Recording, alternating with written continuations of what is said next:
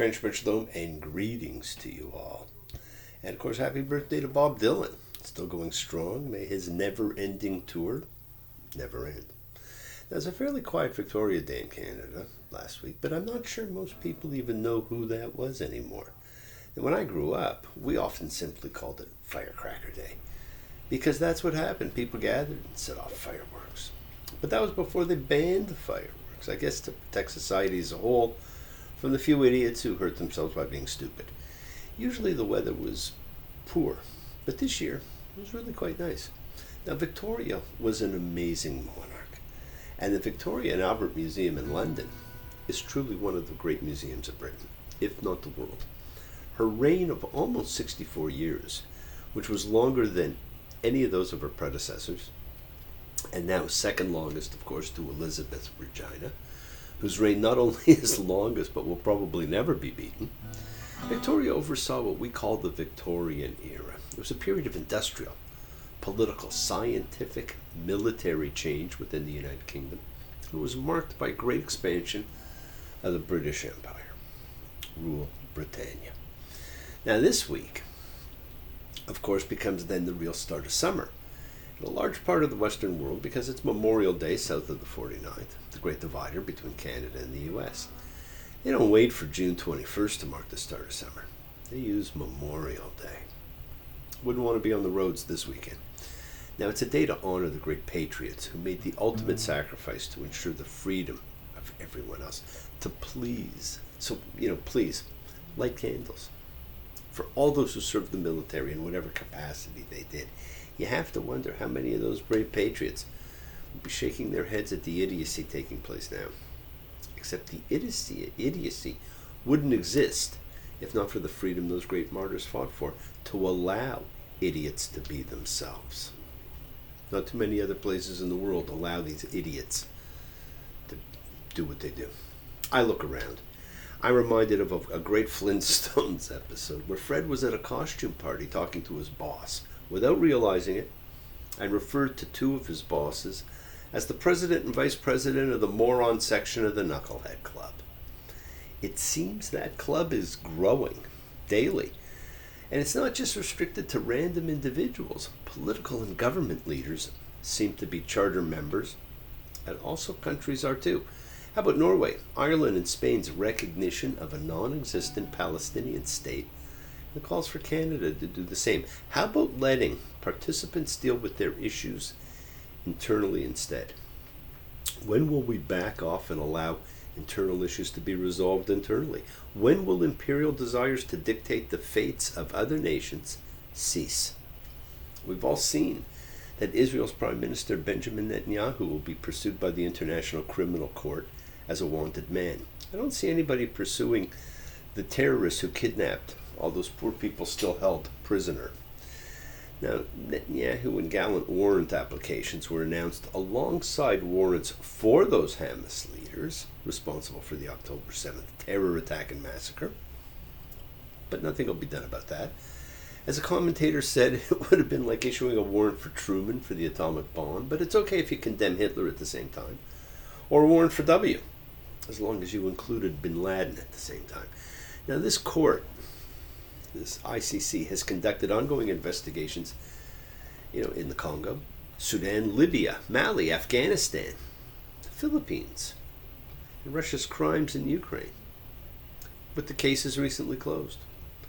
Also under consideration is Uganda, Kenya, Georgia, hotbeds of democracy, each and every one of them. An investigation has remained open in Venezuela since 2021. And that followed a 3-year preliminary exam. It's so exciting that they were finally able to move so quickly in this case.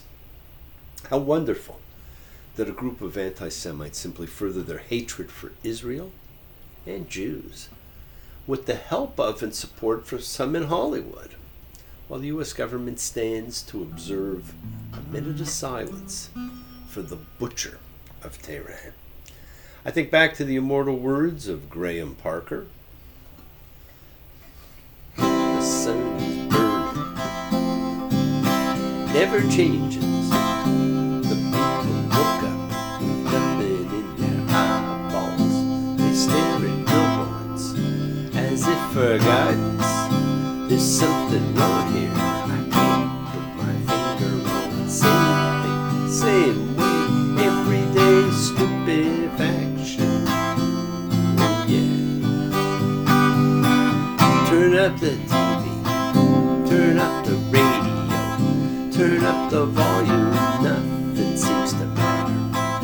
Lay back and slumber, bring out the number, ask the operator whose spell we are under. It's the same thing, same way, everyday stupefaction.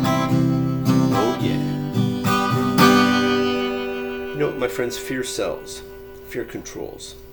We are being taught to fear, to hate, not to love. And for those counting but not sure, we're on the cusp of celebrating Lag BaOmer, which is the Hebrew way of simply saying the 33rd day of the counting of the Omer. It's on May 26th this year. It celebrates two of the great sages of Judaism, Rabbi Akiva, who we read about during Passover, and that's about the only time of the year we read about him, and Rabbi Shimon Bar Yochai, who was an incredible scholar who lived in Tzfat. Now, it's one of the few holidays which is primarily associated with the Kabbalah, considered the soul or mystical dimension of Judaism. You know, interestingly, because the 7 weeks between Passover and Shavuot, the time the Omer is counted, was viewed as a period of anticipation and sadness. No marriages are generally conducted during this time, except on that one day, Lag BaOmer. It's considered a day of weddings, a day to celebrate love. I can't tell you why. But take any day to celebrate love is a great day, my friends. And it has become a national day of partying in Israel. But we don't need to wait for a special day to celebrate. So we get together weekly. When we come together as a group to gather and share, putting our differences aside as we form a community, because we are a like-minded group, collective consciousness of seekers showing faith. Any and all faith, love, any and all love, a true chavura, which is word means fellowship.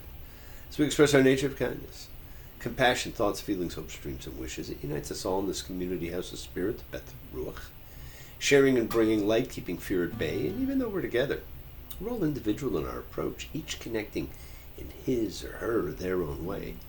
So once again, please do go ahead and invite everybody you know, some physically, digitally, psychically, emotionally, spiritually, any way at all, to gather and share. From Psalm 133, the Hine Matov. Hine Matov. Shebetachim gam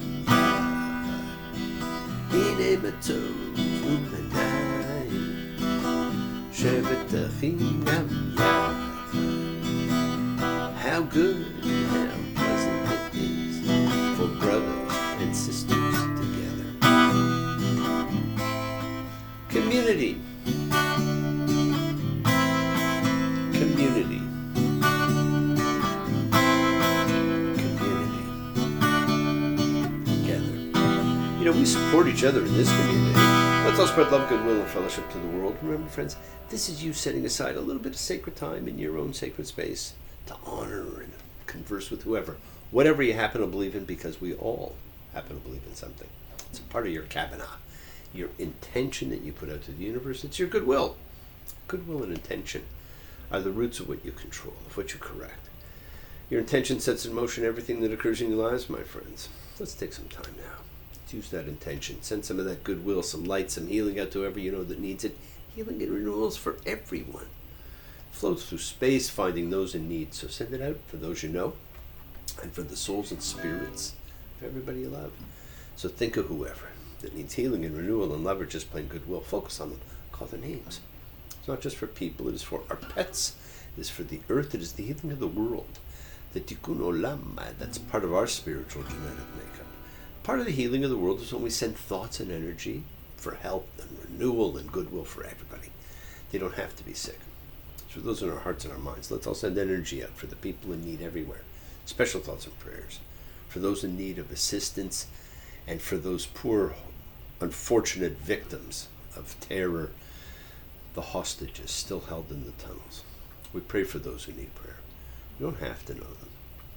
We want health, recovery, good life for everybody around us. For Becky and Elmo, for Muriel, Larry, for Terry and Mary, for Mirjana, Kathy, Carla, Jessica, and Nina, for Lucy, Gabe, for Marilyn and Marsha, for Charles, Shelley, for Gloria, and PJ, for John and Maria, for Doria and Teresa, for Johnny and Fern, for Ronnie, Connie, for Tally and Maya, for Snoopy, and Thomas Alfonso, for Nina and Danny, for all those suffering and in need. Let's not forget to include the familiars of our lives, all of our sacred animal friends everywhere, for everybody you know who's in need, for the whole world, and for Rosemary. Friends, it is the kindness, the healing wishes, goodwill, and love we all send out. It just circles the world, finding those in need. So thank you, each of you, for all you do, for all you care, because the world is a world of spirit, and spirit, my friends, never dies. Me.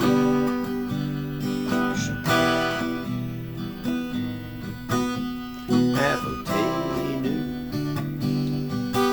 Makor Chabacha Limotenu. May the source of strength bless the one who's before us. Help us find the courage, make our lives a blessing. The renewal of body, the renewal of spirit. Let us say, Amen. Mishmerach, let us all have our spirits renewed. This is the great prayer for healing, which we call upon God to heal as He has healed before. Mishmerach, may He who blessed, because all healing is a blessing. Let's all send and receive healing and renewal energy in our efforts to love, to share, to care, to grow. Now here we are at the last couple of readings of the book of the priests, Leviticus. Yay! Soon the story will be able to continue. This week we read Behar, on the mountain. And in most years, synagogues will read Behar together with the following portion, Bachukotai, and that'll be our final reading of the book next week. Now the people have been standing on the mountain all this time. They have followed this man of the desert from the only homes they've ever known, across a river into the wilderness, up a mountain where they got to see God. And mountains are really powerful in the ancient world. Be it Olympus, Sinai, godly things take place on mountains. When he first came to the mountain, it's like he was far away on the road, hanging by the sun. But the stream's already broken, and he doesn't really care. It keeps changing fast, and it doesn't last long. Colorado, Rocky Mountain High, seen it rain and fire in the sky, shadow from the starlight is softer than a lullaby. Rocky Mountain High, Colorado.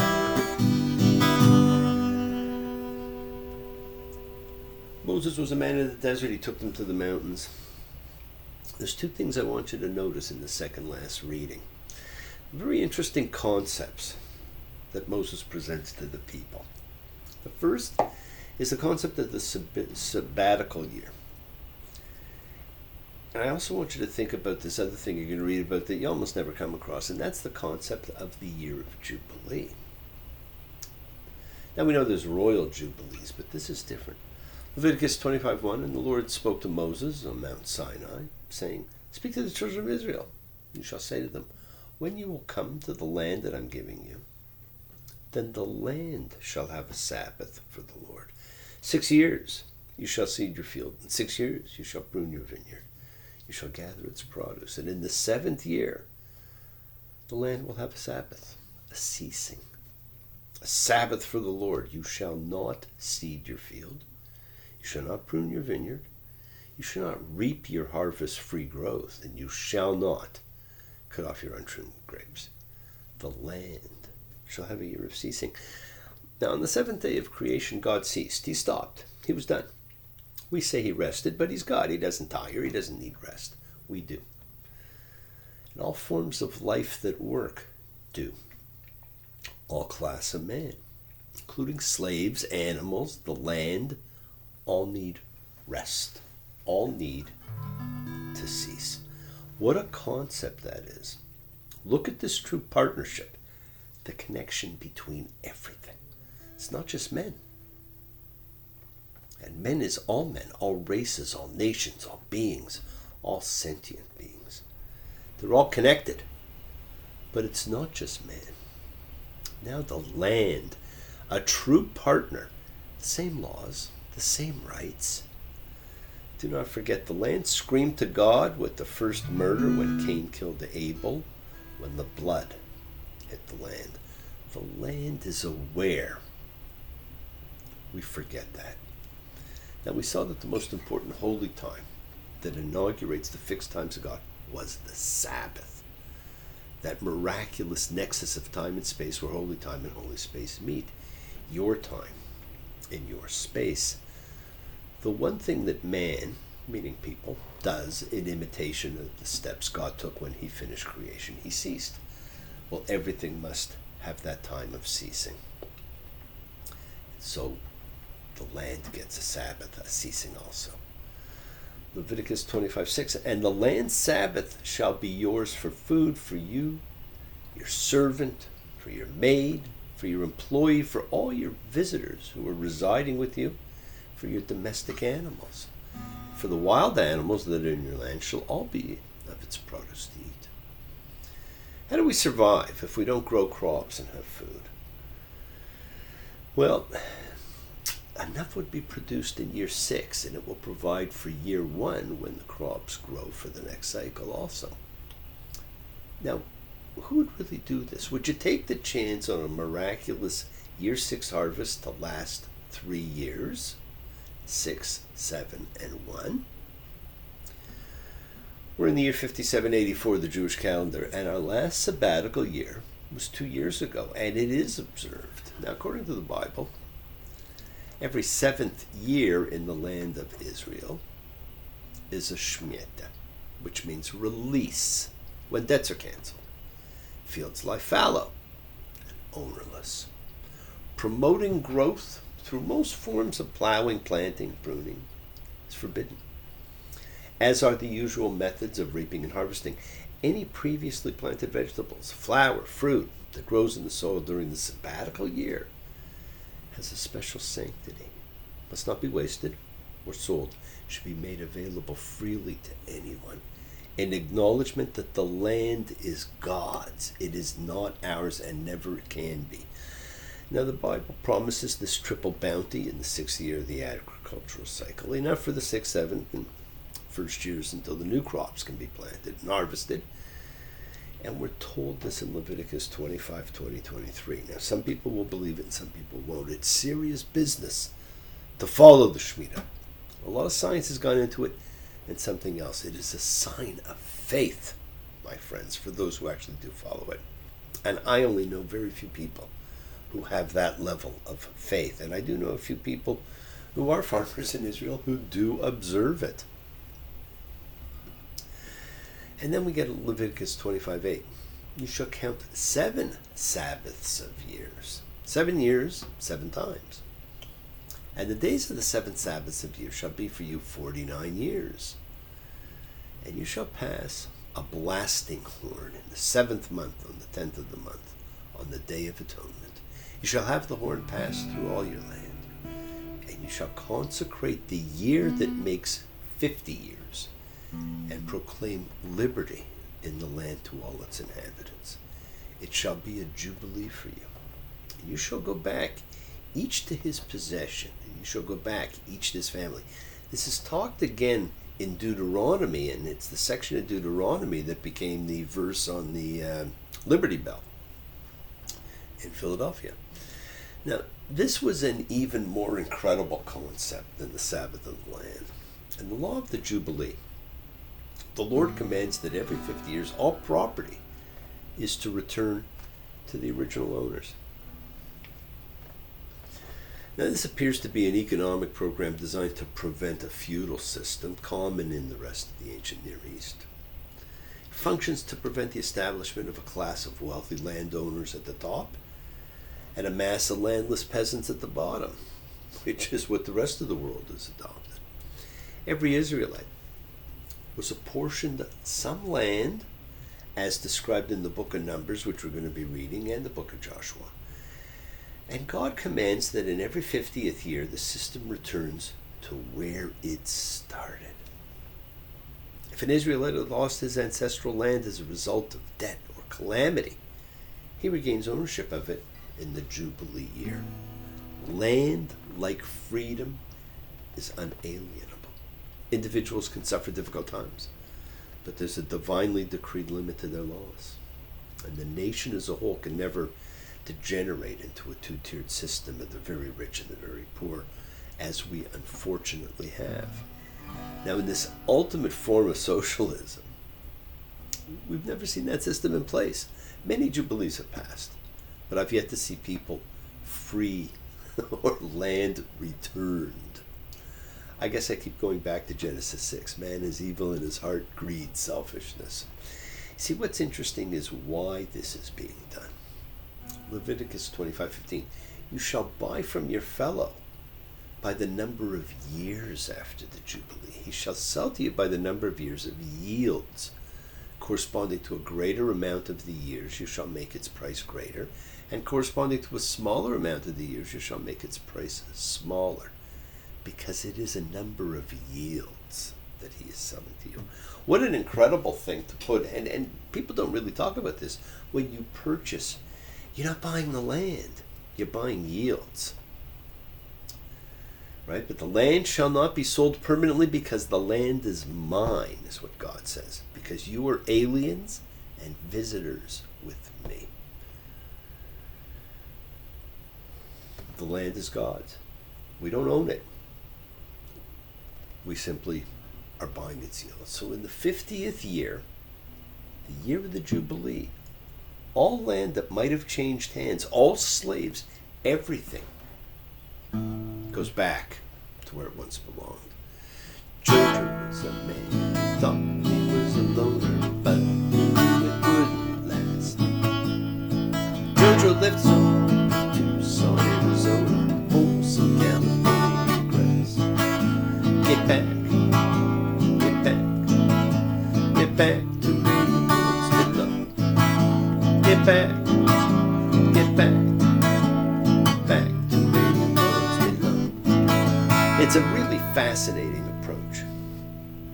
You only have temporary possession. You are but a caretaker, a temporary caretaker of everything on earth.